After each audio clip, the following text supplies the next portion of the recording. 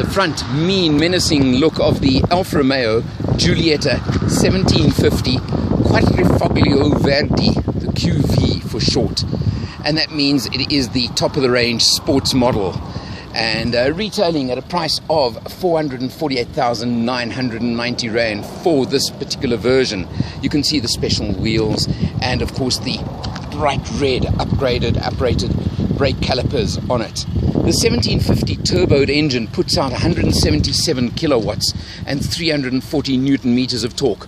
So you're talking pretty hot performance for a four-door, almost family hatchback in the B segment, in the C segment.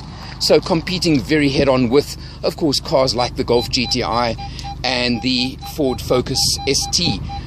Nice size boot as well, you can see takes a nice bit, and with the park distance control making a noise as I step near it to show you what it looks like from the boot. But good size family boot, and of course you can fold down the rear seats if you want.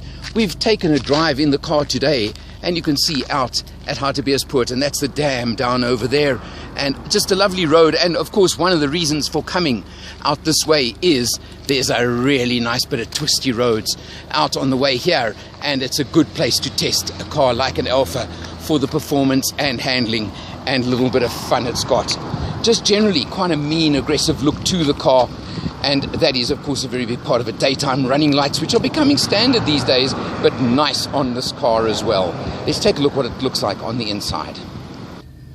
Behind the wheel of the Alfa, it's definitely a business sporty spot to be. You can see nice chunky steering wheel with good grip and good hold. If you go down over here where my feet are, the aluminium look pedals and a footrest, definitely with the Alfa logos to show you that yes, this means business, and that's what it's all about. You come up to the dashboard, you'll see all the information you want, all the instrumentation you want, and of course the computer readout section in the center in red at the bottom. What I also love about the Alfa is it doesn't say petrol or fuel, it says benzina, the Italian, and aqua for the temperature. Just little touches that make you know you're in an Alfa Romeo and in a little much sportier version of the car.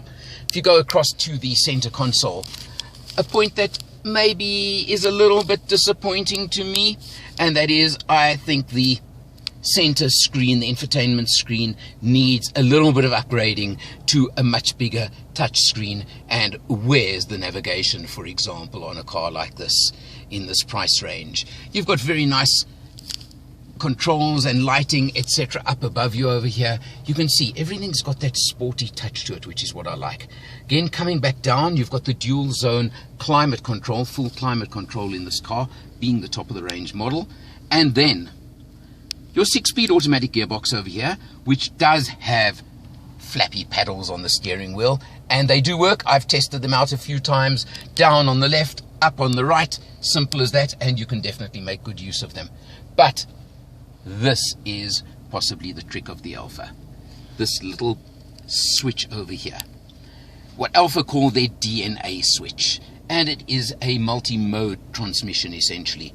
What it does is the A is for all weather, so more for European circumstances if you're in difficult, maybe wet roads, mud, snow, anything like that.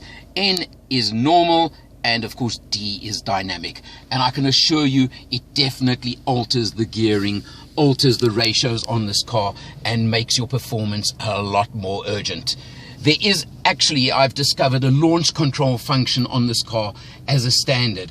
At first, particularly in the normal mode, I thought the pull away was a little bit sluggish, but it seems like Alfa have built in a little trick, which is that instead of hectic pull away and wheel spin, it just has that moment's hesitation before putting the power down to the front wheels, remember, front wheel drive, and getting you away actually very, very smartly. But let me tell you, in dynamic, it certainly sharpens up, the handling sharpens up, and it gives you that response. One place where it probably will affect you a little bit is in fuel consumption. In 340 kilometers of driving in the last few days, which has included open road and town, I'm averaging 9.5 liters per 100 kilometers, which is heavier than some cars, but then again, cheap at the price for the fun that this car can provide and the kind of driving fun. Other than that, you've got the half leather and half cloth trim on the seats with, of course, the very fancy headrests, and just the whole sporty touch to it. Let's take a look what the back seat's like.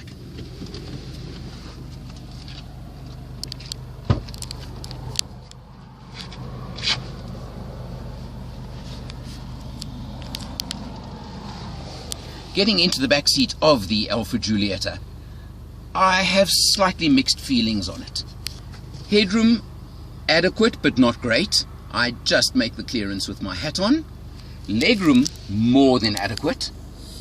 But then I look at these seats over here and I have to wonder, because sitting in the back seat, this is the view you have looking forward, unless of course you go to the side. But looking dead ahead, you are looking into, of course, this very high, very comfortable bucket seat that the driver is enjoying, but may or may not be great for the passenger. So that is something, if you're going to be with a family in the car a lot, something you must think about very, very carefully. Other than that, there's definitely plenty of room for 2 to 3 in the back seat, so you do not have to worry about that at all. And it's more than adequate over there. So, where does that leave the Alfa Giulietta? Another little thing I have noticed is, because of the very sporty design and shape of the car, there are a few blind spots when you're driving, when you're wanting to make lane changes, etc. So maybe a lane warning system on the rear view mirrors, for example, as a lot of cars do have these days, could be a very, very good safety addition on this car. And I would say maybe Alfa could look at something like that. But this is an Alfa Romeo. Alfas are special. They have the performance. It's almost a case of forget the practicality and look at the performance, look at the handling, look at everything, and look at the magic of an Alfa. And that's a decision only you can make. In this category I mentioned just now, you've got Golf GTIs, you've got Ford Focus ST, and a couple of other competitors that would come into it. If you're looking at this kind of money, around the 450,000 Rand range, can I put it, and you're looking for a C segment hatchback that can carry 4 to 5 people, decent boot, but with a performance, you have to put this one on your shortlist.